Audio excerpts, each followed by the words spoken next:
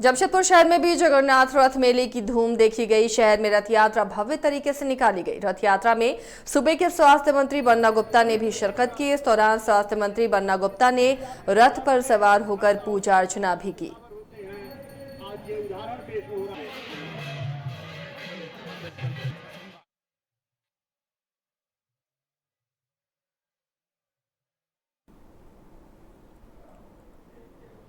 झरिया विधानसभा के भागा मंडल के अनिल टॉकीज विवाह भवन में लाभार्थी सम्मेलन का आयोजन किया गया। मुख्य अतिथि के रूप में मौजूद सांसद पशुपतिनाथ सिंह ने नरेंद्र मोदी के 9 वर्षों के कार्यकाल में किए गए कार्यों की विस्तार पूर्वक चर्चा की।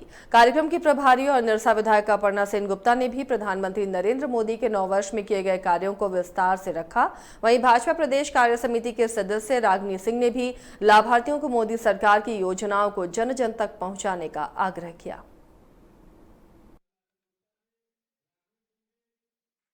आप देख ही रहे हैं जिस तरह से जनता के भारतीय जनता पार्टी की विश्वास और आस्था जगती जा रही है। ये हम सब भारतीय जनता पार्टी के लिए सौभाग्य की बात है। आज झरिया विधानसभा में लाभार्थी सम्मेलन रखी गई थी हमारे मंडल अध्यक्ष द्वारा, और भारतीय जनता पार्टी की ओर से सभी क्षेत्रों में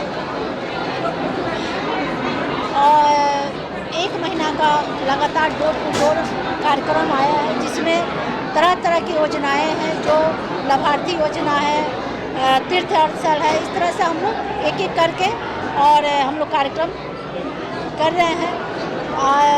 9 साल बेमिसाल, जो 9 साल माननीय प्रधानमंत्री जी के नेतृत्व में जो विकास हुआ, एक मिसाल हुआ।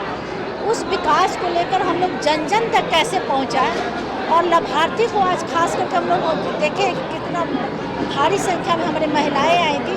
वो सिर्फ लाभार्थी थी जो भारतीय जनता पार्टी की सरकार में उन्हें लाभ मिली हुई है। जो आज के वर्तमान की जो सरकार ठगने का जो काम कर रही है, वो आज कई महिलाएं बोली कि हमें इतना लाभ पिछले सरकार में जो मिली थी, आज की सरकार में हमें कुछ नहीं मिल रही है।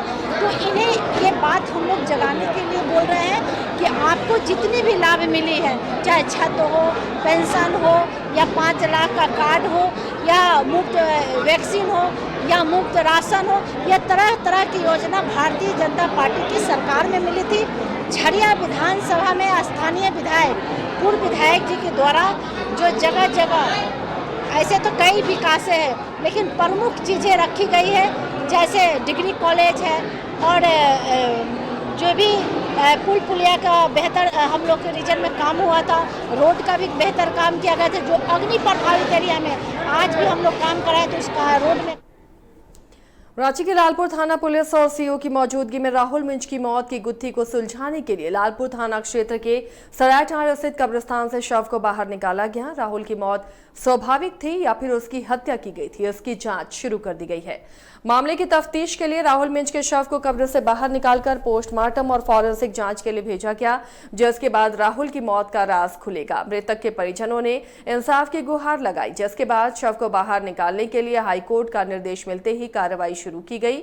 राहुल मिंज की संदेहास्पद मौत मामले की गुत्थी सुलझाने के लिए शव को कब्र से बाहर निकाला गया है, लेकिन देखना यह दिलचस्प होगा कि आखिर राहुल की मौत शादी समारोह के बीच अचानक कैसे हो गई।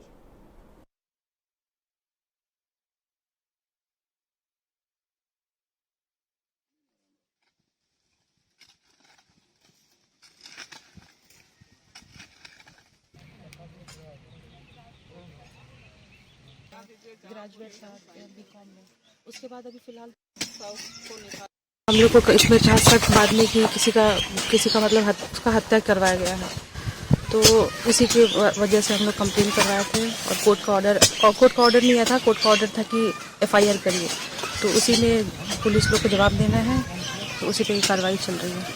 ये हत्या हुई है सर, देखिए बिल्कुल स्वस्थ था, कुछ भी नहीं हुआ था उसको, है ना। और वहाँ पे सिर्फ शादी में सेलिब्रेट करने गया था, शादी में गया था, और अचानक से पता चल रहा है कि ऐसा हो गया।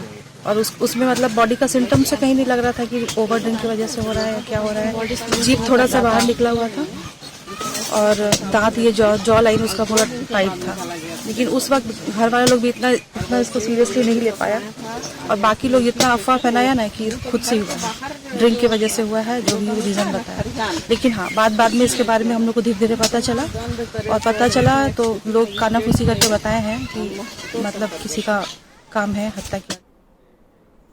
लोहरदगा जिले में इन दिनों अपराधियों के हौसले बुलंद हैं और बेखौफ अपराधी लगातार आपराधिक वारदातों को अंजाम दे रहे हैं। कुछ ऐसा ही मामला गुरुवार को लोहरदगा सदर प्रखंड के बीएस कॉलेज के पास देखा गया, जहां बाइक सवार 2 अपराधियों ने एक युवक पर दिन दहाड़े गोली चलाई और गोली नहीं लगने पर बाइक से उतरकर युवक पर चाकू से भी वार किया। जानकारी के मुताबिक लोहरदगा बसार टोली निवासी अभिषेक साहू को 2 अपराधियों ने पुलिस का मुखबिर बताते हुए गोली मारकर घायल कर दिया। वहीं गोली लगने पर अपराधियों ने चाकू से मारकर, जब गोली उसे नहीं लगी तो चाकू से मारकर उसे घायल किया। अभिषेक साहू एडीजी 1 डिस्ट्रिक्ट जज अखिलेश तिवारी का ड्राइवर है। गोली मारने वाले अपराधियों की पहचान लोहरदगा के ही लाल रोशन नाथ शाहदेव और राजन महतो के रूप में की गई है। घटना के बाद पुलिस दोनों अपराधियों की धरपकड़ में जुटी हुई है। दूसरा का नाम क्या? बाप का नाम? उसका बाप का नाम नहीं जानता।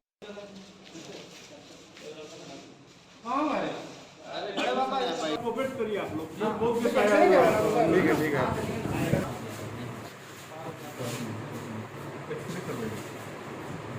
चलाया यहाँ पे लगा। दूसरा का नाम क्या? बाप का नाम? उसका बाप